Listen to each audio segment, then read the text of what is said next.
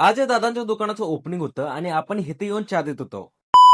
तर नमस्कार मित्रांनो, स्वागत आहे तुमचं आपल्या आजच्या ब्लॉग मध्ये. आज वडिलांचं एक छोटंसं काम होतं, त्यासाठी त्यांनी मला घेऊन चाललेले आणि इथं वाटेत मारुती मंदिर लागलेलं, तर मारुती मंदिराचे दर्शन करून घेतलो. त्यानंतर आपण इथं पोहोचलो. इथं वडिलांचं पेंटिंगचं काम झालं आणि इथं काट्या आणि त्या लाईट जो उरलेलं तेच आपण घेऊन जाण्यासाठी इकडे पोहोचलेलो. आणि जाताना आपलं चहा करायचं होतं ना, त्यासाठी इथं दूध घ्यायला आलो. आणि इथं दूध घेताना भावांनो आपल्याला एक 20-30 कपाच्या चहाचा ऑर्डर पण आला. तर लवकर हे दूध आपण घरी घेऊन गेलो. तिथनं चहा करून वडिलांसोबतच आपण गाडीवरती तिकडे निघालो. जरा लांब होतं ना, त्यामुळे वडिलांसोबत निघालो, नाही तर इथं जवळ असलं असतं तर चालत गेलो असतो. तिकडे तासभर चहा देऊन झाल्यानंतर इकडे दुपारी आपल्या टाग्याला आंघोळ घालायला घेतलं. इथं आंघोळ घालून गेल्यानंतर मी चहा विकायला आलो आणि इथं टाग्या पण आपल्या मागे लागलेलाच. पण आपल्या इथं मटन मार्केट आणि बाजारपेठेतला रस्ता खोदून ठेवलेलं, कारण पायपा घालायच्या होत्या, त्यामुळे आपल्या टाग्याला तिकडनं इकडे येताच येणार. नंतर आपण इथं जेडी डॉनला भेटलो, ज्यांचा आज वाढदिवस होता. इथं आपल्या अनिलांना होते, त्यांनी पण शुभेच्छा दिल्या आणि इथं आपले स्वामी अण्णा पण होते, त्यांनी पण शुभेच्छा दिली. त्यानंतर संध्याकाळच्या टायमाला इथं दादाच्या दुकानाचं ओपनिंग होता आणि त्यांना एक 50 कप चहा पाहिजे होते. तर आपण एक 50 कप चहा त्या किटलीत भरून त्यांच्या दुकानात ठेवलो. त्यानंतर त्यांनी आपल्याला इथं नाश्ता करायला दिलं आणि इथं आपले निलेश दादा पण होते, त्यांनीच हे आपल्याला ऑर्डर दिलं. आपण त्यांच्या या नवीन दुकानाच्या ओपनिंगसाठी त्यांना शुभेच्छा दिलो आणि आपण तिथनं निघालो. आणि इथं बघा, जे सकाळी सगळं खोदून ठेवलेलं ना, आता सगळं झाकून टाकले.